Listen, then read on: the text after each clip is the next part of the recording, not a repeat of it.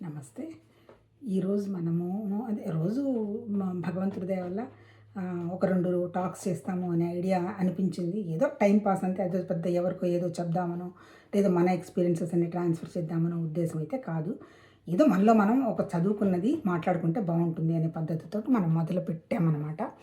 సరే ఇక్కడేంటి, నిన్న నా ఫ్రెండ్‌కి పంపిస్తూ ఉంటా. పాపం ఫ్రెండ్ ఏమనింది, చెప్తున్నావు అంతా ఉంది గానీ కన్‌ఫ్యూజన్‌గా ఉండింది" అన్నట్టు తననింది. తర్వాత మొన్న ఇంకొక ఫ్రెండ్ మాట్లాడుతూ మళ్ళీ బావుంది. But at the same time నాకేం అర్థం కాలేదు పో అనింది ఒకటి. తర్వాత ఇంకొక క్లాస్‌మేట్ అతనేమన్నాడు, "అమ్మా తల్లి నువ్వు మాకంత దూరం లేదులేమ్మా మమ్మల్ని వదిలేయి" అని అతనన్నాడు. ఇంకా ఒక 5, 6 మంత్స్ బ్యాక్ ఒక ఫ్రెండ్ ఊరికే తమాషాగా ఎవరో అనుభవం ఉండాలి అనే పాయింట్ మీద ఏదో అడిగితే తమాషాగా చెప్పి పంపిస్తే ఫోన్ చేసి మరి తిట్టారు. ఇది విషయము. ఏంటి దీనికి కారణం ఏంటి? ఎందుకు? అసలు ఏంటి? ఇప్పుడు ఇది అర్థం చేసుకున్నందువల్ల ఒరిగి ఒళ్ళో పడేదేంటి? ఏమన్నా పెద్ద మనకన్నీ ఏమంటారు దాన్ని సిద్ధులన్నీ వస్తున్నాయా? లేకపోతే బోలెడు కోరికలు నెరవేరుతున్నాయా? ఏంటి? ఏమొస్తుంది దీనివల్ల ప్రయోజనం? ఎవ్వరికీ ఏమీ తెలియదు. కాకపోతే అల్టిమేట్ ఏం చెప్తున్నారు?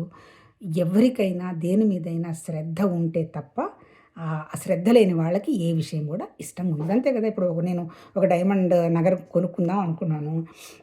నాకు తెలీదనుకో దాని మీద. అప్పుడు నాకు ఎవరైనా వచ్చి "రామ్మా డైమండ్ నగలు కొనుక్కుందాం" అంటే పోతాను, షాపుకెళ్తాను వెళ్ళడానికి. ఊరికనే స్టాచ్యూలా కూర్చుంటాము. వాళ్ళు అది బావుంది, ఇది బావుంది అంటే అంటాం తప్ప మనకేం తెలీదు.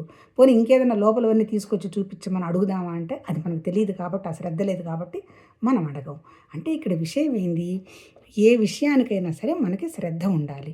దీన్ని గూడా ఇప్పుడు మనం మాట్లాడుకుంటున్నది ఏంటి? వివేక పంచదశి మాట్లాడుకుంటున్నాం. ఈ వివేక పంచదశి కంటే గూడా మనకి 3 శాస్త్రాలని మూడిటిని శాస్త్రం అన్నాము. ఏంటి? ఉపనిషత్తులు, 2 బ్రహ్మసూత్రాలు, 3 భగవద్గీత. ఈ 3 మళ్ళీ ఒకటే, అన్నీ ఉపనిషత్తుల్లో వచ్చినవే. ఈ ఉపనిషత్తుల్లో ఏం చెప్పారు? కర్మకాండ చెప్పారు, జ్ఞానకాండ చెప్పారు, భక్తికాండ చెప్పారు. అల్టిమేట్ ఏంటి? జ్ఞానకాండ. ఏమంటారు జ్ఞానం? ఏమీ లేదమ్మా, ఉన్నదంతా ఒకటే. ఆ ఒకటే ఆ ఒక్క చైతన్యమే అంతా నిండుంది. ఆ చైతన్యంలో నువ్వు కూడా భాగమేనని చెప్పారు. దానికి వాళ్ళేం చెప్పారు? పైనుంచి అంటే మనకన్ని విషయం అర్థం కావాలి కదా! ఏమీ లేదు అనే విషయాన్ని మనం యాక్సెప్ట్ చేసే కండిషన్‌లో లేం కాబట్టి ఆరోహణ, అవరోహణ అని చెప్పారు. ఆరోహణ అంటే ఏంటి? ఆ భగవత్తత్వ చైతన్యం పైనుంచి కిందకొచ్చింది అన్నారు. మళ్ళీ ఇంకేమన్నారు? అదే భగవత్తత్వ చైతన్యం జీవుడుగా అదే కోరికల కోసమో వాటెవర్ ఇట్ మే బి ఒక జీవత్వం ఉంది. దీన్ని వదిలేసి మళ్ళీ పైకి వెళ్ళాలి అని చెప్పారు. ఇది మరి ఇప్పుడు ఈ నేను చెప్తున్న పుస్తకంలో ఏం చెప్తున్నాను? నేను చెప్తున్న ఈ పుస్తకము వివేక పంచదశి. ఈ వివేక పంచదశిలో నేను ఆల్రెడీ చెప్పాను. అందులో 5 చాప్టర్స్. ఫస్ట్ ఏంటి? మొత్తం టోటల్‌గా 15 టాపిక్స్ ఇందులో చెప్పింది. ఈ 15లో మొదటిదేంటి? వివేక పంచకం. వివేక పంచకం తత్వ వివేకం నుంచి మొదలవుతుంది. వివేక పంచకం దాంట్లో 5 చాప్టర్స్ చెప్పారు. ఏంటి మొదటిది? తత్వ వివేకం, పంచభూత వివేకం, పంచకోశ వివేకం, ఆ తర్వాత మహావాక్య వివరణ, ఐదోదొచ్చి ద్వైత వివేకం 5 చెప్పారు. తర్వాత చాప్టర్‌లో ఏంటి? దీప పంచకం అని చెప్పారు. దీప పంచకం అంటే ఆలోచన చేసేది. ఫస్ట్‌దేమో సత్తు ఉన్నది. ఏముందని మనం అనుకుంటున్నాము అనేది సత్. చిత్తొచ్చి ఏంటి? అసలేంటి జ్ఞానం అంటే ఏంటి? అని అందులో ఒక 5 టాపిక్స్ అందులో చెప్పారు. అందులో నాటక పంచకం అని వస్తుంది. తర్వాత తృప్తి పంచకం వస్తుంది. ఏదో ఉన్నాయి, మొత్తం మీద చెప్పుకుందాం. మూడోదొచ్చేంటి? ఆనంద పంచకం అన్నాడు. అసలు ఆనందం అంటే ఏంటి? మహానందం, బ్రహ్మానందం, విషయానందం, ఇట్లా ఒక 5 అందులో చెప్పారు. ఇప్పుడు మనం మాట్లాడుకుంటున్నది ఏంటి? ఈ పంచదశి. ఈ పంచదశికి ఆల్మోస్ట్ ఆల్ ఉపనిషత్తులు, తర్వాత వేదాలన్నా 4 వేదాల సారాంశమే ఉపనిషత్తులు. తర్వాత బ్రహ్మసూత్రాలు ఏమో ఎట్లా ప్రాక్టీస్ చేయాలి, సూత్రాలు ఏంటి అని అక్కడ ఒకటి క్రోడీకరించి ఆ మహానుభావుడు మన శంకరాచార్య గారు చెప్పారు. థర్డ్‌దొచ్చేమో భగవద్గీతలను ఎట్లా నువ్వు అనుభవానికి తెచ్చుకోవాలి, మన కండిషన్ ఏంది, మనం పనిచేసే స్థితిలోనే ఉన్నామా, ఆలోచించే స్థితిలో ఉన్నామా, జ్ఞాన స్థితిలో ఉన్నామా, మనసును ఒకదాని మీదకి పెట్టుకుంటూ భక్తి స్థితిలో ఉన్నామా అని చెప్తూ 4 యోగాలు చెప్తూ అల్టిమేట్ ఏం చెప్పాడు? ఫస్ట్ ఏం చెప్పాడు? అర్జున విషాద యోగం అని మొదలుపెట్టి, విషాదం ఎక్కడయ్యా? విషాదం అనే పదమే లేదు. విషాదం ఎక్కడి నుంచి వస్తుంది? నా అని ఎప్పుడైతే తగిలించుకొని ఏడిచావో నీ ఐడెంటిటీయే నీకు విషాదం తప్ప ఇంకెక్కడ విషాదం అనే పదార్థం ఏమీ లేదు అని చెప్తూ లాస్ట్ చాప్టర్ వచ్చి మోక్ష సన్యాస యోగం అని చెప్పారు. ఇనఫ్. ఇంతకంటే పెద్దగా చదివేదో అర్థం చేసుకొని చెప్పాల్సినంత వ్యవహారం అంటూ ఏమీ లేదు. కాకపోతే ఎక్కడన్నా అక్కడక్కడ డౌట్స్ ఫీల్ అయితే ఈయన విద్యారణ్య స్వామి వారు రాశారు ఈ పుస్తకాన్ని. ఈ వివేక పంచ అదే వివేక ఏమంటారు పంచదశి. ఇందులో ఇప్పుడు నేను చెప్తున్న 15 చాప్టర్లు ఇందులో ఉన్నాయి. మరి ఇందులో ఉండాలి అంటే ఏంటి, సరే ఇప్పుడు ఇంతవరకు పుస్తకం బాగానే ఉంది. అసలు తర్వాత మన విషయానికొస్తే, ఐ మీన్ నా విషయానికొస్తే దాదాపు 35 ఇయర్స్ వచ్చిన దాకా అసలు ఏమి దేవుడంటే భగవద్గీత ధ్యానం అటువంటివన్నీ ఏమీ తెలియదు. ఎప్పుడో సడన్గా రామకృష్ణ పరమహంస పుస్తకం 1996లో చేతిలో పడింది. అది చదివిన తర్వాత ఓహో గురువు ఇటువంటి స్థితులు ఉంటాయా అనేటువంటిది ఏదో ఒక ఫ్లాష్ వెలిగినట్టుగా వెలిగింది. అట్లాంటప్పుడు ఏమనిపించింది, మనం సొంతంగా చేద్దామని కూర్చుంటే కొంచెం కంగారు అనిపించింది. లేదు ఇలాంటి విషయాల్లో గురువు ఉండాలి అని గురువు కోసం ఒక 2 సంవత్సరాలు వెతుక్కొని భగవంతుడి దయ వల్ల ఒక గురువు దొరికాడు. ఆ గురువు ఏం చెప్పారు యాక్చువల్గా, ఆ గురువు చెప్పింది కూడా అద్వైతమే. ఏంటి, ఈ ఆయన రాసిన ఫస్ట్ పుస్తకంలో ఏం రాశారు, ఇవన్నీ మనం పెట్టుకున్నవే, కర్మ అనేది లాస్ట్ బేస్, అల్టిమేట్ వచ్చే జ్ఞానము. ఆ జ్ఞానస్థితికి వెళ్ళాలి అంటే మన మనసు నిశ్చలం చేసుకోవాలి, మన మనస్సు ఒక దాని మీద నిలబెట్టుకోవాలి, అప్పుడు బుద్ధికి నిశ్చయాత్మకం ఏర్పడుతుంది. ఆ తర్వాత ఇంకొకటి ఆయన ఏం చెప్పారు, ఈ ఏం పెట్టుకున్నా, ఈ కాకరకాయని పెట్టుకో, దేవుడని పెట్టుకో, ఆ పేరు ఈ పేరు అవన్నీ పెట్టుకున్నది జీవుడేను, జీవుడు తప్ప ఇంకోటి ఎక్కడ ఏమి, జీవుడన్న దేవుడన్న ఒకళ్ళు పెట్టడం జరిగింది. కాకపోతే ఎందుకు నువ్వు ఈ ఈ విజ్ఞానది విషయంగా వెళ్ళాలి అంటే ఆయన ఏం చెప్పారంటే పుస్తకంలో, నువ్వు ఎప్పుడైతే నీకు తెలియని విషయం గురించి నువ్వు ఆలోచిస్తావో అప్పుడు నీకేమవుతుంది, ఏదో లాభాలు నష్టాలు తీసి పెట్టేస్తే నీకు ఇంటెలిజెన్స్ పెరుగుతుంది అన్నారు. ఇంటెలిజెన్స్ పెరిగిన తర్వాత ఏంది, ఇదంతా చూస్తున్నదంతా ఒక నాటకమేనయ్యా, ఇందులో ఏమీ లేదు, మనం తప్ప ఇంకొకటి ఏమీ లేదు అనేటువంటి అవగాహన కలుగుతుంది అని చెప్పటం జరిగింది. అంటే అల్టిమేట్ ఏంటి, సడన్గా మనం ఏదన్నా చదివినా విన్నా మనకు అర్థం కాదు. ఎందుకు అర్థం కాదు, ఇప్పుడు నువ్వు భౌతికంగా తీసుకో, ఆధ్యాత్మికంగా తీసుకో, ఒకటేంటి లక్ష్యార్థం అన్నారు, వాచ్యార్థం అన్నారు. ఒక లక్ష్యం ఉండాలి అంతే కదా. ఇప్పుడు పుట్టాము, 60 సంవత్సరాలు వచ్చాయి, ఏం చేసాము ఈ 60 సంవత్సరాల్లో, ఏదో పుట్టాము, ఏదో స్కూల్కి పోయినాము, తర్వాత కాలేజీకి పోయినాము, చదువుకున్నాము, ఏదో ప్రాక్టీసో చేసాము, 4 రూపాయలు సంపాదించలేదో తెలియదు, ఈ భూమి మీదకి 2 పిల్లల్ని తీసుకొని వచ్చాము, ఆ 2 పిల్లలు ఏదో వాళ్ళ పనులు వాళ్ళు చేసుకుంటున్నారు, అంతవరకు వచ్చేసింది. కాబట్టి ఇదొక రకమైన ప్రాసెస్. ఇంతేనా, ఇంకంతే 60 ఏళ్ళు అయిపోయింది. ఎప్పుడు ఈ బ్రహ్మాండమైనటువంటి ఈ 3 కోట్ల కారులో వెళ్తున్నటువంటి ఈ శరీరం ఎప్పుడు యాక్సిడెంట్ కొట్టి ఎప్పుడు పోతుందో ఎవరికి తెలియదు. ఇది నా గురించి చెప్పటల్లా, మన గురించి చెప్తున్నా. అంటే ఏంటి, ఎప్పుడు ఇది ఆగిపోతుందో మనకు తెలియదు. మరి మీకు తెలుసా అంటే నాకు తెలియదు, ఎవరికి తెలియదు. మరి తెలియనప్పుడు కాకపోతే ఒక్కటైతే మనకు తెలుసు, ఏంటి, మన మనసును మనం హ్యాపీగా ఉంచుకుంటే మనం చూస్తున్న వ్యవహారాలన్నీ కూడా ఆనందంగా ఉంటాయి అనేటువంటి విషయం తెలుసు. మరి ఎందుకు మనం హ్యాపీగా ఉంచుకోలేకపోతున్నాము, ఎందుకు మనకి ఇంత చదువుకున్నాము, ఇంత మేధా సంపత్తి ఉందంటున్నాము. ఇప్పుడు మరి వివేకానందుడు 800 పేజీల పుస్తకాన్ని 10 నిమిషాల్లో చదివి అవతల పడేశాడు, జస్ట్ 10 మినిట్స్లో. ఎందుకు చేయగలిగాడు, ఆయన యొక్క భగవతత్వం యొక్క వివేకం, ఆయన యొక్క చైతన్యం బాగా విస్తరించింది.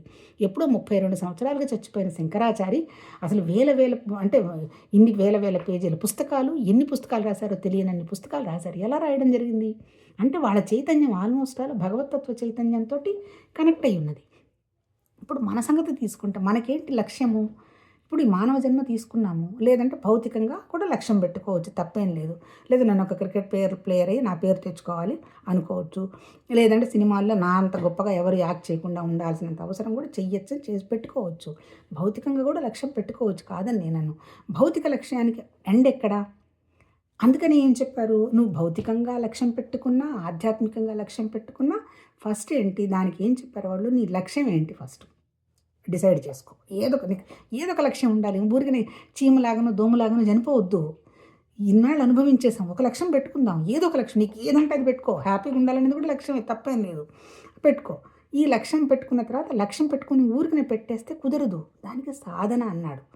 సాధన అంటే ఏంటి, ఇప్పుడు నువ్వు సపోజ్ ఆధ్యాత్మిక లక్ష్యం పెట్టుకున్నావు అనుకో. ఆధ్యాత్మిక లక్ష్యం అంటే ఏంటి, నాకు ఏంది వచ్చాను, ఈ ప్రపంచం ఏంటి, నేనెవరు, ఎందుకు వచ్చాను, ఎందుకు పోతాను, అవన్నీ నేను కనుక్కుందాము అని పెట్టుకున్నావు అనుకో. సపోజు పెట్టుకుంటే ఊరికి పెట్టుకుంటే ఏమవుతుంది, దానికి ఏం చేయాలి నువ్వు. ఇప్పుడు దానికి ఏం చెప్తున్నాడు, స్థూల శరీరం ఉంది, మన భౌతిక దేహం ఉంది, సూక్ష్మ శరీరం అంటే అందులో ప్రాణం ఉంది, మనసు ఉంది, కారణ శరీరం మనకేం తెలియదు. ఈ కారణ శరీరం కూడా మనం సాక్షిలాగా ఏదో జరుగుతుందని తెలిసేటువంటి నిద్రావస్థతో మనకి తెలుసు. ఈ 4 ఉన్నాయి మనకు తెలుసు. ఈ కారణ శరీరం 4వది ఏంటి, సాక్షిగా మనకు అన్నీ జరిగిపోయినో. ఇప్పుడు మనం దాన్ని ఏమంటారు, టీవీ ఆన్ చేస్తే బోలెడు న్యూస్ వస్తున్నాయి, అంటే సాక్షిలాగానేగా చూస్తున్నాగా, ఇవి జరిగిపోతున్నాయి, మళ్ళీ మన మెమరీలో నుంచి మనం వెళ్ళిపోతున్నాయి. ఈ 4 ఉన్నాయని మనకు తెలుసు కదా. ఇప్పుడు మనం ఏంటి మరి ఎట్లా ఏం చేయాలి దీనికి అంటే, సత్యం ఏంది అనేది నీకు ఏ అవగాహనలో నీకు ఏది ఉంటే ముందు వినాలి మనం. దాన్ని శ్రవణం అంటారు. విన్న తర్వాత ఏం చేయాలి? విన్నాం ఈరోజు ఒక గంట ఏదో సినిమా చూసినట్టు కాకుండా మర్చిపోకుండా దాన్ని మననం చేసుకోవాలి.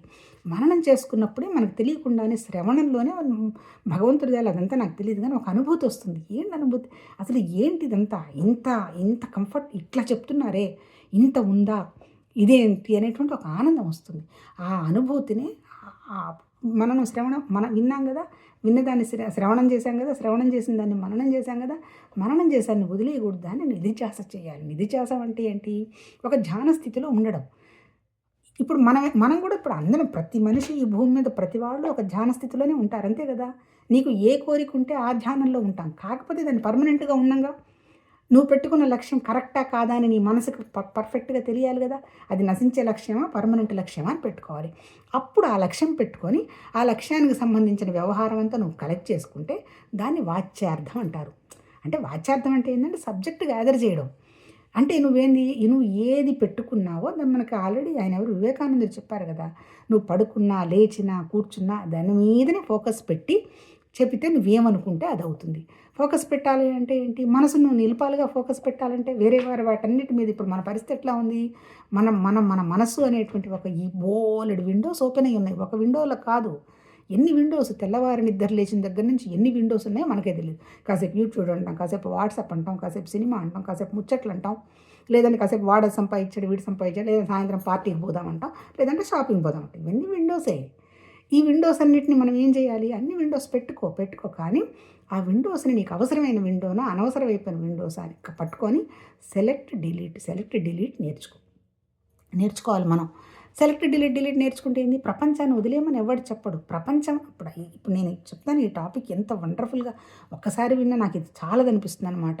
ఏది? ఈ పంచకోశ వివేకంలో ఆయన మహావాక్య వివేకమును ఆల్రెడీ ద్వైత వివేకానికి వచ్చినట్టున్నారు. అదేం వరుసలో టాపిక్స్ లాగా ఇవ్వలేదు, కానీ ఎంత బాగా చెప్పారు. నిన్నేం చెప్పారు? మన ఎక్కడో ఉన్నటువంటి భగవతత్వం కిందకు వచ్చి ఈ పంచకోశంలాగా పడింది. పంచకోశం అంటే ఏంటి? మన స్థూల దేహం. దీనికి ఎంతసేపటికి ఏంటి? అన్నమయ కోసం అన్నాడు. తింటాం తాగడం. ఎప్పుడు అంతే. ఆకలి ఎన్నిసార్లు తినుంటాం, ఎన్ని కోట్ల సార్లు తిన్నాము, ఎన్నిసార్లు ఆ పదార్థాలు రుచి చూసుంటాము. ఎప్పటికప్పుడు కొత్త అనుభవం అనమాట అది. ఆ తర్వాత దానివల్ల ఏమైపోతుంది? ఎమోషన్స్, ప్రాణశక్తి అనుకున్నది నెరవేరింది, ఆశ నెరవేరలేదు, దుఃఖం. దీనివల్ల ఏమవుతుంది? ప్రాణశక్తి అంతా నాశనం అయిపోతుంది. ప్రాణశక్తి ఎప్పుడైతే నాశనం అవుతుందో మనసుకు కుదురు ఉండదు, అది అటు ఇటు పరిగెడుతూ ఉంది. మనసు కుదురుగా ఉండాలి, ప్రాణం కదలకుండా ఉండాలి. ప్రాణం కదులుతూ ఉంటుంది, కదలడం దాని లక్షణం. ఊపిరి పీలుస్తున్నాం, పైకి వెళ్తున్నాం, కిందకు వస్తుంది. కానీ దాన్ని ఎప్పుడైతే నువ్వు దాని ప్రాణశక్తిని మంచిగా ఉండిందో అనవసర విషయాల మీదకి వెళ్ళదు. దానికి కారణం ఏంది? నీకు మనసు నిలకడొస్తుంది. ఎప్పుడైతే నీకు మనసు నిలకడొస్తుందో, మనం చాలామంది ఇప్పుడు ప్రాణాయామం అంటున్నారు కదా, నువ్వు బ్రీతింగ్ అబ్జర్వ్ చేయి. బ్రీతింగ్ అబ్జర్వ్ చేయడం అంటే ఏంటి? సమప్రాణాయామం చేస్తాం. ఎప్పుడు నీకు సమప్రాణాయామం చేయడం జరుగుతుంది? నీకు టెన్షన్ లేదు, సమప్రాణాయామే నడుస్తూ ఉంటుంది. డే మొత్తంలో నీకు ఆ స్థితి లేదు కాబట్టి పొద్దున పూట ఇదిగో అనులోమ విలోమ, ఒక ముక్కు మూసి ఒక ముక్కు తెరిచి చెయ్యి అని. అది ఎందుకు చెప్తున్నారు? మనం ఏమనుకుంటున్నాం? శరీర ఆరోగ్యం ఉంటున్నారు. శరీర ఆరోగ్యం డెఫినెట్గా వస్తుంది. ఎప్పుడు వస్తుంది? మనసు నిశ్చలమైతే వస్తుంది. ప్రాణశక్తి నశించకుండా ఉంటే వస్తుంది. నిన్న ఎక్కడో చదివాను, వండర్ఫుల్గా నచ్చింది నాకు. ధ్యానం అంటున్నాం కదా, ధ్యానం చేయడం కాదు, ధ్యానంలో ఉండడం. ధ్యానం దేని మీద చేస్తున్నాము? కళ్ళు మూసుకొని శరీరం మీద ధ్యానం చేస్తున్నాం అనుకో, స్థూల శరీర ధ్యానమే నడుస్తుంది. ఏమొస్తుంది? అక్కడికి పోతాం, ఇక్కడ పోతాం, వాళ్ళు మంచివాళ్ళు వాడికి, వీళ్ళు చెడ్డవాడు కాదు వస్తుంది. సూక్ష్మ శరీరం మీద ధ్యానం చేస్తాం అంటే మన లోపల వస్తున్నటువంటి ఆలోచనలు మనకు తెలుస్తున్నాయి. ఇది తప్పు, ఈ ఆలోచన మంచిది కాదు, ఈ ఆలోచన అనేటువంటి భగవతత్వం మీదనే పెట్టుకొని సూక్ష్మ శరీరం. ఇంకా దాటిన కారణం వస్తుంది. ఎందుకు వస్తుంది? కారణం ఎందుకు వస్తుంది? నాకు ఈ ఆలోచన, ఇది రాకూడదు కదా, ఒకవేళ వచ్చింది, దీన్ని ఎలా వదిలేయాలి అనేది కారణం మీదకి వెళ్తాం. అల్టిమేట్ 4వ స్థితి ఏంటి? సాక్షి స్థితి. నేను, జ్ఞానం, ఆత్మ అన్నామే. ఆత్మ అంటే ఏం లేదు, సాక్షి. ఈ సాక్షి స్థితిలో ఏముంటుంది? తనకి తెలుస్తూ ఉంటుంది. రాని పోని ఏమైంది ఇక్కడ? అంతా భగవతత్వం, ఉన్నదంతా ఒకటే కదా. అందులో ఇక్కడ మంచి ఏంది, చెడేంది? మంచి చెడు లేదు, సుఖం లేదు, దుఃఖం లేదు, సంతోషం ఆనందం లేదు, ఏం లేదు, ఉన్నది ఒకటే కదా అని తెలుస్తుంది. Excuse me. అదేంటి? అది నిశ్శబ్దమైనటువంటి స్థితి. అంటే దానికి ఏ ఎమోషన్స్ ఉండవు, చూస్తూ ఉంటుంది అనమాట. అంటే ఇప్పుడు మనం ఎక్కడ ధ్యానం చేస్తాము? అది కూడా దాటిన తర్వాత ఏముంది? సృష్టి మొత్తం ఏంటి? శూన్యమే కదా, నిశ్శబ్దం. ఇప్పుడు నువ్వు ధ్యానం చేయాలంటే ఏంటి, నువ్వు హార్ట్ని చెక్ చేస్తూ లేదా నువ్వు ఏ ప్రాసెస్లో బ్రీతింగ్ చెక్ చేస్తూ నిశ్శబ్దాన్ని నువ్వు విను. నిశ్శబ్దాన్ని వినగలుగుతామా? మనం వినలేము. ఎందుకు వింటాం? 24 గంటలు ఈ పిచ్చి ఆలోచనలను వస్తుంటే నిశ్శబ్దంలోకి అసలు కూర్చోము ఒక 10 నిమిషాలు. కూర్చున్న తర్వాత మనం నిశ్శబ్దాన్ని ఎక్కడ వింటాము? నిశ్శబ్దం విను, నిశ్శబ్దం విను అంట. నిశ్శబ్దం ఎప్పుడైతే వింటూ ఉంటామో నువ్వు భగవతత్వం ఒకటే అనేటువంటి విషయంలో తెలియకుండానే ఆ నిశ్శబ్ద స్థితికి మనం జారిపోతూ ఉంటాం. జారిపోతున్నప్పుడు ప్రపంచంలో ఉంటాం. ప్రపంచం వదలమని ఈ అద్వైత వేదాంతంలో చెప్పలే. నీకు ప్రపంచమైనా భగవంతుడైనా లేకపోతే నువ్వైనా అంతా ఒకటే. ఈ భగవంతుడు కూడా ఎక్కడి నుంచి వచ్చినాడు? ఈ ప్రయాణం అంతా ఇప్పుడు మా దాంట్లో ఆధ్యాత్మిక సాధన అంటుంటారు. ప్రయాణమే ఆనందం. ప్రయాణం ఇది. ఎవరు ప్రయాణం చేస్తున్నారు ఇక్కడ? ఎవరు ప్రయాణం చేయడం. ప్రయాణం చేస్తున్నది భగవతత్వమే. నిజంగా ఆయన ప్రయాణం చేశాడా? ఎంత వండర్ఫుల్గా ఉందో ఇది. రేపు మాట్లాడుకుందాము. ఆయన నిజంగా ప్రయాణం చేశాడు. ఏం ప్రయాణం చేయలే, పాడులే. కళ వచ్చినప్పుడు మంచం మీద నుంచి జారి పడ్డామన్నప్పుడు దాన్ని చిలవలు పలగవలుగా అందరికీ చెప్తాం కదా. మరి నిజంగా మంచంలో మీద నుంచి మనం జారిపడ్డా అంటే భగవంతుడు కూడా ప్రయాణం చేయలే, నువ్వు ప్రయాణం చేయలే, భగవంతుడు ప్రయాణం చేయలే. మరి ఇదంతా ఈ నాటకం అంతా ఏంది? నువ్వు తయారు చేసుకున్నావు. ఈ కోరికలు సంస్కారాలని ఎక్కడో అన్ని ప్రస్తుతంలో ఉండకుండా అన్నీ పెట్టుకొని కూర్చున్నాం. అందుకని మనకి ఇప్పుడు ఎంతసేపటికి మన ఆలోచనలు చంపుతున్నాయి. లోపల ఉండేది ఒకటి, బయట వస్తున్నటువంటి చేస్తున్న పనులు ఒకటి, మనకు వస్తున్న ఫలితం ఒకటి. ఈ చుట్టూ మనం తిరుక్కుంటూ ఉన్నాం. అందుకని ఇప్పుడు ఆధ్యాత్మిక సాధన అంటే ఏంటి? ఆధ్యాత్మిక సాధన అంటే ఏమీ లేదు. ఇప్పటి వరకు మన మనసు మన నెత్తి మీద ఎక్కి వేషాలు వేస్తోంది, అంతే చేస్తోంది. అట్లాగే ఇప్పుడు మన శరీరం ఎక్సర్సైజ్ అంటున్నాం కదా. ఎక్సర్సైజ్ చేస్తున్నప్పుడు ఏంటి? అది చెప్పినట్టు మనం చెప్పినట్టు మన శరీరం వింటలే. అది చెప్పినట్టు మనం వింటున్నాం. అప్పుడు ఇవాళ బద్ధకంగా ఉందిలే, ఒక్కర్లేదులే ఎక్సర్సైజు, పోదాము అట్లా చెప్తుంది. ఇప్పుడు మనం ఏం చేయాలి? మన మనసును మనం పట్టుకోవాలి. అది చెప్పినట్టు మనం వినం కాదు, మనం చెప్పినట్టు అది వినాలి. అది మనం తయారవ్వడమే ఆధ్యాత్మిక సాధన. ఎప్పుడైతే అలా వస్తుందో అప్పుడు ఇది నాకు మంచిదేంటి, ఇది నాకు కష్టం కాంది అనేటువంటి అవగాహన వస్తుంది. అంతే. అంటే ఏంటి? మన మీద మనం పని చేసుకోవాలి. మన మీద పని ఏదో పొద్దున్న నిద్ర లేచాను, ఏదో అంత దీపారాధన ఇచ్చేసాను, కొబ్బరికాయ కొట్టేశాను అంటే ఏం జరగవు. అవి ఎందుకోసం చేస్తున్నావు? నీ కోరికల కోసం చేస్తున్నావు. కోరికలు అంతే, ఇది ఇట్లానే ఉండాలి అని ఉంటున్నావా? అనుకున్నవన్నీ నెరవేరుతున్నాయా? మరి ఇంకా అవన్నీ కావడం లేదు అంటే కేవలం నిన్ను నువ్వు ఈజీగా తయారు చేసుకోవడం కోసం పై వాటన్నిటికీ వెళ్తున్నావు. ఎక్కడ ఉపనిషత్తుల్లో అనుష్ఠానం ఏం చెప్పలే, జ్ఞానంలో అయితే అసలేం చెప్పలే. నువ్వు ఎరుక కలిగి ఉండు అన్నారు. ఎరుకంటే ఏంటి? నువ్వు పరమాత్మతత్వం ఒకటే, అది నువ్వే అనేటువంటి జ్ఞానంలో కనుక నువ్వు ఉన్నావు అంటే నువ్వు ఏమీ చెయ్యక్కర్లేదు, ఏమీ పొందక్కర్లేదు. ఏమీ చెయ్యక్కర్లేదు, ఏమీ పొందక్కర్లేదు. ఏదొస్తే నీకేం కొంపలు అంటుకున్నాయి? క్యా ఫరక్ పడతా హై? ఏం కాదు. అందుకని ఎప్పుడైతే క్యా ఫరక్ పడతా హై అంటే నీ స్టేటస్ ఎలా ఉంటుంది? రిలాక్స్. ఏదో 5 నిమిషాలు కళ్ళు మూసుకొని రిలాక్స్ చేసి నేను రిలాక్స్ అయిపోయానంటే కాదు. Relax. Nothing to gain, nothing to lose. ఇక్కడ పొందేదేంది, పోగొట్టుకోడింది, అంతా నువ్వే ఒకటే అయినప్పుడు మరి ఈ వస్తున్నవన్నీ ఇదో నాటకం. హ్యాపీగా ఎంజాయ్ చేయి. నీ కాస్ట్యూమ్ అవుతుందంటే నీ రోల్ తీసి నువ్వు అక్కడ తగిలిచ్చు. భగవంతుడు చేస్తుంది కూడా అదే కదా. ఆయన వచ్చాడా నిజంగా? ఆయన పైనుంచి కిందకి జారిపోయి కుండ లాంటి దాంట్లోకి మట్టిలోకి ఆయన వచ్చి పడ్డాడా? ఏమి రాలే, వచ్చినట్టు కనపడుతున్నాడు. మనం కూడా అంతే చూస్తున్నాం కదా. ఎప్పుడు వచ్చాము, అప్పుడే ఇంత జరిగిపోయింది, వెళ్ళిపోతున్నాము. ఎట్లా జరుగుతుంది ఇదంతా కూడా? ఇదంతా ఈ భూమి మీద ఇదంతా ఇదనమాట. మనమే అంతా ఉద్ధరిస్తున్నాము, మన వల్లే అరుగుతుంది. అసలు ప్రపంచమే లేదు. ప్రపంచం అనేది దాన్ని ఏమంటాము, అది రజోగుణం అంటున్నాడు. అట్లాగే నేనే అనుకోవటం తమోగుణం. అట్లాగే సత్వగుణాన్ని ఈ రజోగుణం తమోగుణం కప్పేసింది అంటాడు. రేపు చెప్తానట ఎంత బాగా నచ్చిందో. కప్పేసింది అంటాడు. ఇప్పుడు చేయాల్సిన పని ఏంది? తమోగుణాన్ని రజోగుణాన్ని తీసేసేయటం. ఏదో ఎక్కడికోపోతే ఏదో చెయ్యి. నీకు వచ్చిన అవకాశాన్ని నీ ద్వారా జరిగేట్టు చూడంతే. నేను చేస్తున్నాను అంటే మళ్ళీ నీ మనసు పనిచేస్తుంది. ఎప్పుడైతే నేను పనిచేస్తున్నానంటే నువ్వు లాభ నష్టాలకు వెళ్ళిపోతావు. లాభ నష్టాలకు వెళ్ళిపోయిన తర్వాత నీకు జరిగితేనేమో సంతోషపడతావు, జరగకపోతే బాధపడతావు. అందుకని కోరిక తీరటం, అనుభవం, ఈ 3 చుట్టూ తిరుగుతూ ఉంటాం. ఇప్పుడు ఇందాక టాపిక్లో నుంచి జారిపోయినట్టు సాధన అంటే మన మనసు మీద మనం పని చేసుకో. ఫస్ట్ లక్ష్యము, తర్వాత సాధన లక్ష్యం అయిపోయింది కదా. నీకు ఏం పెట్టుకోదలుచుకున్నావు, నీకు ఏ ప్రిన్సిపల్. డివినిటీ అంటే జస్ట్ ప్రిన్సిపల్ అంతే. అది ఉన్నది లేదని కూడా కరెక్ట్గా చెప్పిన వాడు లేదు. ఉండడం అని అన్నారు. ఆ ఉండడం మన మనసుకే తెలుసు అన్నారు. అందుకని మన మనసు మీద మనం పని చేసుకుంటాం. సాధన మన వల్ల కాకపోతే మనకి ఎవరు నచ్చి వాళ్ళ దగ్గరకు ఉంటే వాళ్ళ దగ్గర నుంచి వాళ్ళతో చేసుకోవచ్చు. అది సాధన. తర్వాత 3వది వచ్చి అనుభవం. అనుభవం అంటే ఎప్పుడు వస్తుంది? నీకు లక్ష్యం మీద ఇంట్రెస్ట్ ఉంటే వస్తుంది, లేకపోతే రాదు. నీకు చెప్పారు కదా శంకరాచార్య గారు, ముముక్షత్వం. ఫస్ట్ నాకు అది తప్ప ఇంకొకటి వద్దు అనేటువంటి ఒక లక్ష్యంని మన మనసులో ఉండాలి. దాన్ని మోక్షం అంటే ఏమి లేదు, మరి సుఖంగా సంతోషంగా మనసును ఉంచుకోవటమే. అనవసరపు ఆలోచనల్లో నుంచి, దుఃఖంలో నుంచి బయటపడటమే మోక్షం. మోక్షం అంటే ఎక్కడో స్వర్గం ఉండి అక్కడ తీసుకుపోయి అన్నీ పెడతారు. ఇవి రంభలు ఎవ్వరు చెప్పలా. చూసొచ్చిన వాళ్ళు కూడా ఎవరు చెప్పలా. మోక్షం అంటే నీ దుఃఖాన్ని పోగొట్టుకోవటం, నీ అనవసరపు ఆలోచన పోగొట్టుకోవటం అనేది బంధనంలో నుంచి బయటపడటం. మరి ఇన్ని పట్టుకొని ఉన్నాయి కదా. అది అది అది కావాలి అనేటువంటి కంప్లీట్ లక్ష్యం ఉండాలి. తెలుసుకోవాలి ఉండాలి. సత్యమే కావాలనే లక్ష్యం ఉండాలి.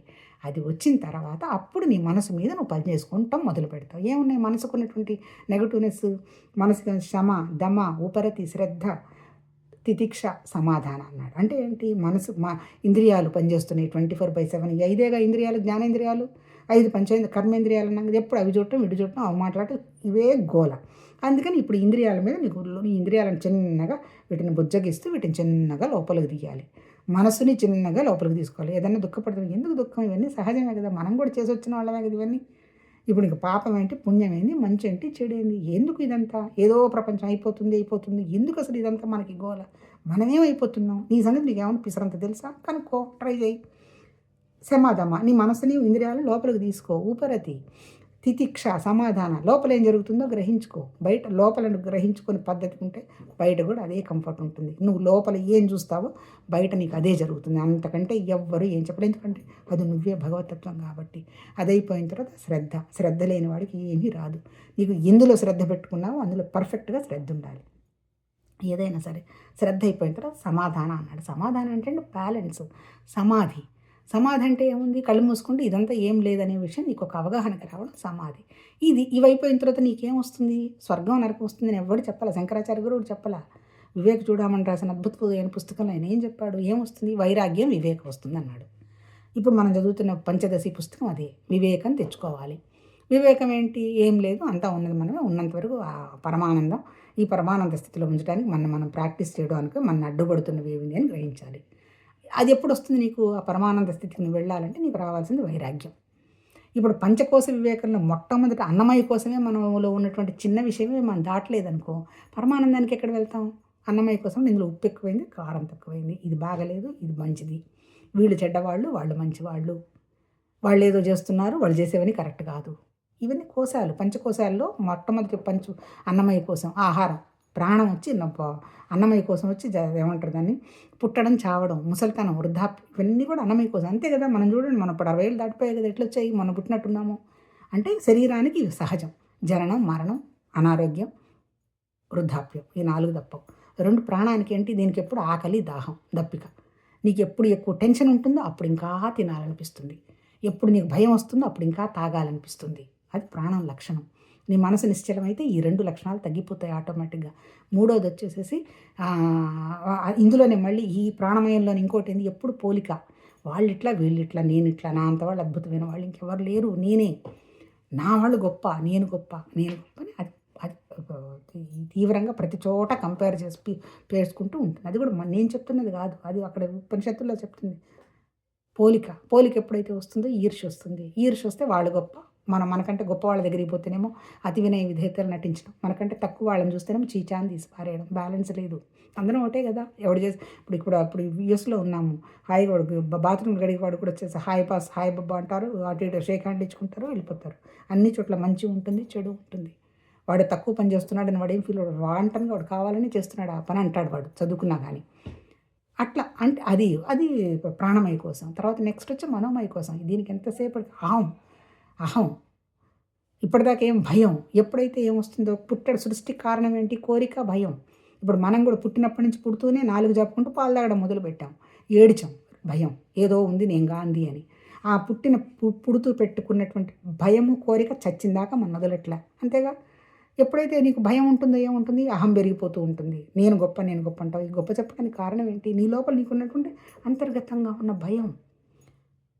కోరిక పోతుందో పోదు. అది కూడా సృష్టి. అది కూడా ఇక్కడ ఎవరి తప్పు లేదు. మన జీవ సృష్టి లక్షణం మనం తయారు చేసుకున్నదే. ఎప్పుడైతే కొంత అయిన తర్వాత తెలుస్తుంది, బాబోయ్ ఇప్పటిదాకా నేనే తెగ ఊగిలాడాను, ఇక్కడంతా నువ్వు ఏం లేదు, నువ్వు ఒక బెలూన్ లాంటివి, ఓ చిల్లి కొడితే 3 కొట్ల కారే నీళ్ళలో పడుతుంది, అందుకని ఒళ్ళు దగ్గర పెట్టుకొని మంచిగుందమ్మా అని చెప్పినప్పుడు అప్పుడు రియలైజేషన్ వచ్చి అసలు ఏంటి, ఎక్కడున్నాడు ఈ దేవుడు, ఎలా ఇన్ని నేను అనుభూతి చెందాలి. అనుభూతి చెందడానికి ఏమన్నా ఆయన బయట ఉప్మానా తింటే నోట్లు వేసుకొని కరిగిపోవడానికి కాదు, అది నీలోనే ఉన్నది. నువ్వు అనుభూతి చెందాలి అంటే నువ్వు తగిలించుకొని వదిలిచ్చేసుకోవాలి, అంటే ఇంకేం లేదు. అది ఆ తర్వాత ఇంకోటంటే ప్రతి చోట అనుభవం అనమాట. ప్రతీదీ భగవతత్వం అన్నప్పుడు నువ్వు నేర్చుకుంటున్నామా? ఓహో! ఎక్కడన్నా చూసావు, నేర్చుకుంటున్నావు. మనం ఇలా ఉండకూడదు. అట్లా అనుభూతి చెందుకుంటూ వెళ్ళడం నాలోనే ఉంది భగవతత్వం. ఒక్కసారి నువ్వు భగవతత్వం అనుకున్నప్పుడు నువ్వు బయట చూసేదానివి నీ చెడ్డెక్కడ చూస్తావు నువ్వు? నీలో ఉన్నదే కదా నువ్వు చూస్తావు. ఆ చూసినప్పుడు నీకేమైపోతుంది? నీ వైఖరి మారిపోతుంది. అది విశుద్ధ చక్రం. శబ్దం కదా! వైఖరి మారిపోయినప్పుడు నీ నోట్లోంచి మాటలు ఎలా వస్తాయి? మంచి మాటలే వస్తాయి. ఇప్పుడు నీకు దాన్నేమంటాము, ఇటు ఆ సెల్ ఫోన్ ముందు మాట్లాడినా మంచి మాటలే వస్తాయి. పక్కన మాట్లాడినా మంచి మాటలు. ఒకవేళ పొరపాటున ఇంకా మనం జీవత్వంలో ఉన్నాంగా. ఒకవేళ మారినా మనకి వెంటనే ఒక కాషం వస్తుంది. పిచ్చి వేషాలు, పిచ్చి ఆలోచనలు చెయ్యకు అని. ఆ కాషన్ ఎక్కడి నుంచి వస్తుంది? అది భగవత్తత్వం. ఎప్పుడైతే నీకు కాషన్ వచ్చిందో నువ్వు ప్రస్తుతంలో ఉంటావు. వర్తమానంలో ఉంటావు. వర్తమానంలో ఉండడమే భగవతత్వం అని చెప్పున్నాడు. ఎందుకు? జరిగిపోయింది నువ్వు మార్చలేవు. భూతకాలం అయిపోయింది. అట్లా జరగబోయేది మాయ. అంతా మాయ. ఇప్పుడు ఇదంతా జరిగిందా? జరిగినట్టు కనపడుతుందనే చెప్తున్నాడు. ఆయన భగవతత్వం వచ్చి మాయాశక్తిని పట్టుకొని సృష్టి మొదలుపెట్టింది అన్నాడు. మాయ అంటే ఏంది? లేదు కదా! మాయ ఉన్నదా? లేదు. మాయ లేనప్పుడు ఇంక ఇవన్నీ ఎక్కడున్నాయి? అందుకని మాయాశక్తి. మాయాశక్తి అంటే భవిష్యత్తు నీకు తెలియదు, జరిగింది నీవు మార్చలేవు. ప్రస్తుతం ఉన్నాం హ్యాపీగా, చాలదా? ఇంకా ఎక్కడ పోల్చుకోకుండా ఉంటే వండర్ఫుల్గా ఉంటావు. పోల్చుకుంటాం కదా! ఎప్పుడైతే నీకు ప్రాణశక్తి తగ్గిపోయిందో నోరు ఆపుకోలేము, తినేస్తాము. అట్లాగే నీకు ఆటోమేటిక్గా ఏమవుతుంది? నీ మనసులో ఉన్నది నీ శరీరం మీద పడిపోతుంది. ఇదంతా అందుకని ఇదంతా దేశాన్ని ఉద్ధరించడానికి అవన్నీ కాదు. మన్ని మనం ఉద్ధరించుకోవాలి. మనం ఉద్ధరించుకోవాలి అంటే మన ఆలోచనలు ఎలా పోతున్నాయి? ఏం చేస్తున్నాం? అనేదే ఆధ్యాత్మిక సాధన. ఎప్పుడైతే అది నీకు ఆలోచన మారిపోయిందో నువ్వు ఎక్కడికి వెళ్ళక్కర్లా, నువ్వు ఏం అవసరంలా, ఏం పెరగదక్కర్లా. ఏది అవసరమైతే అది నీ ముందుకు వస్తుంటుంది. నువ్వు వీడియోకి వెళ్ళి నువ్వు కొట్టావు అంటే నువ్వు ఏ విషయం బాధపడుతున్నావో దానికి అక్కడ రిలీఫ్ వచ్చేస్తుంది. నువ్వు నాకు ఏది అర్థం కావటం లేదనుకున్నావో అది నీకు వస్తుంది. కానీ లక్ష్యం పెట్టుకోవాలా? నాకు సత్యమే కావాలి అని ఒక లక్ష్యం పెట్టుకోవాలా? పెట్టుకోకుండా ఎలా అన్నా వస్తుందా? ఆటోమేటిక్‌గా అప్పుడన్నీ మనకు అర్థమైపోతాయి అంతే. ఇందులో నాకేమీ ఎందుకో ఇలా మాట్లాడే మాటలొచ్చాయి మనసులో. ఇదేదో నొప్పించాలా అని కాదు. ఈ మాట్లాడిన ప్రతి పాట పక్క వాళ్ళ కోసం కాదు, నా కోసమే. నేను చేస్తున్నది కూడా అదే. నా కోసమే. నేను మాట్లాడుకున్నది నేనే వినడానికి మాట్లాడుకున్నాను అంతే. రేపు ఆ పంచదశది రేపు మాట్లాడుకుందాం.